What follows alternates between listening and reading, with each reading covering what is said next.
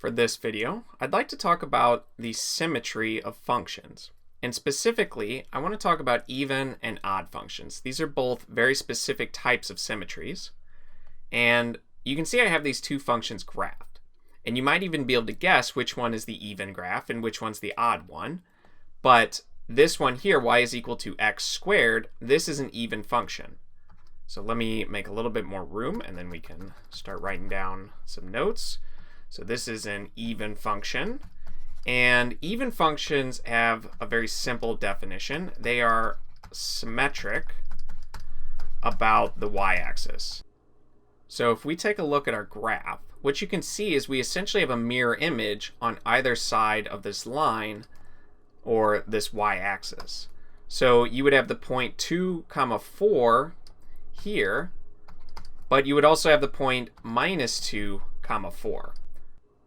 Or in other words, if you have 1 with a y value of +1, then -1 would also give you that exact same y value.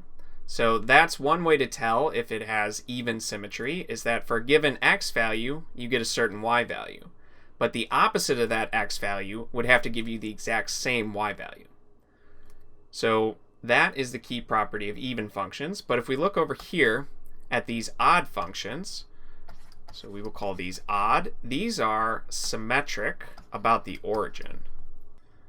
And symmetry about the origin essentially means that if you look at, let's say, this upper part of the graph in the first quadrant, if we rotate everything by 180 degrees, then notice you would have the exact same picture.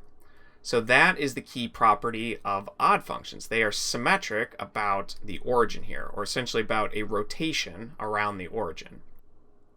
And one of the other key features of these odd functions is that if I put in a specific x value, let's say 1, and I get a y value of 1, then when I look at the opposite of that x value, namely -1, I get the opposite of that y value, -1. And if we put in an x value of 2, you would get a y value somewhere up there of 8. But if I put in the opposite of that, -2, then I would get a y value that's the opposite of 8, namely -8. So that would be somewhere down there. So that is the key feature, or at least one of the key features, of odd functions. And with that in mind, with this basic introduction, let's look at a few example problems.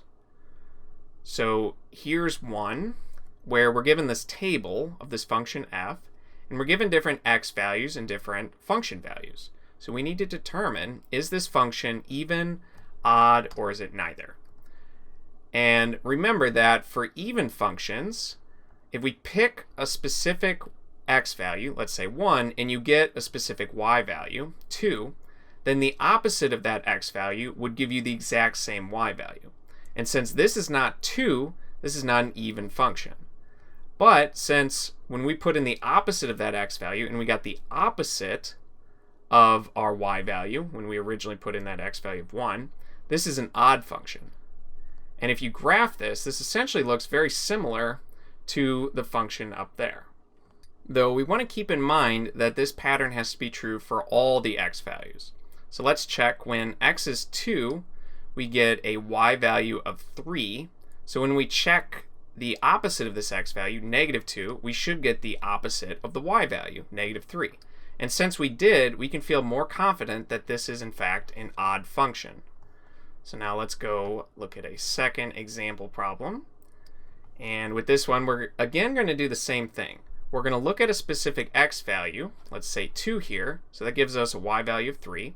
And then we're going to look at the opposite of that x value, -2, and if it's even, we would get that same y value. It would be 3.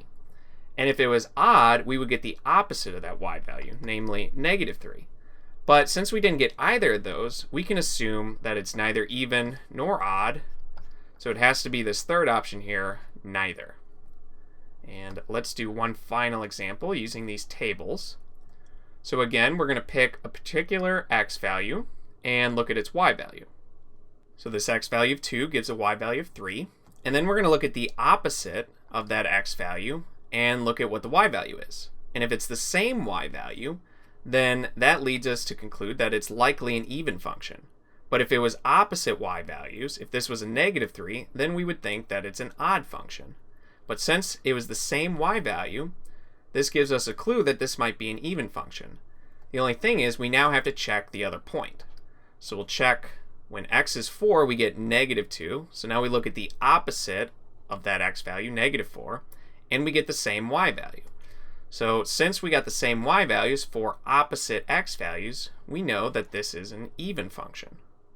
And in the next video, we're going to look at very specific functions and essentially ask ourselves if the function is even, odd, or if it's neither. Most functions are neither, but many functions do exhibit this even or odd symmetry.